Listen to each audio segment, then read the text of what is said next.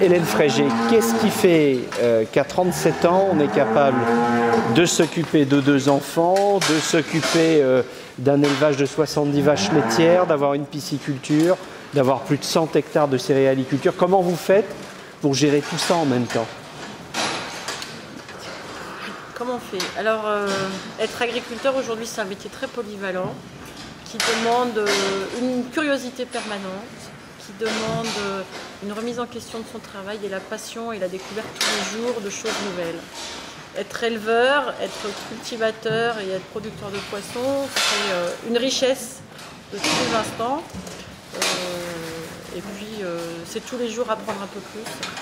Et alors, il faut être à la fois gestionnaire, mais pas seulement, bien sûr, agriculteur, mais aussi spécialiste des sciences du vivant, de la biologie, notamment pour sélectionner les espèces. Alors effectivement, les animaux, il y a toute la biologie animale, c'est s'occuper de la sélection de mes animaux, c'est décider de quelle nourriture je vais les abreuver tous les jours. Donc c'est choisir une bonne alimentation, c'est être nutritionniste, c'est être vétérinaire, c'est être anticipateur. C'est au niveau des poissons, sélectionner des coloris de poissons bien déterminés pour avoir de très beaux spécimens à la fin. C'est tous les jours inventer. Parce que vous faites effectivement des poissons d'ornement, mais aussi des poissons que l'on peut manger. Oui, alors on a de la carpe koi effectivement pour la décoration dans les bassins, et puis du brochet, du cendre en particulier pour les fêtes de Noël.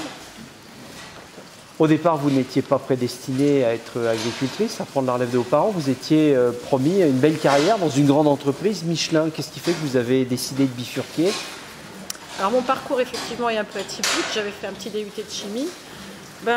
C'est l'envie de ne pas être un pion, c'était l'envie d'avoir ma vie en main et de choisir tous les jours mon chemin et de ne pas avoir à être un pion dans une grande entreprise comme Michelin. Pourtant, vous auriez gagné plus. Effectivement, j'aurais une vie plus riche économiquement, mais pas plus riche émotionnellement.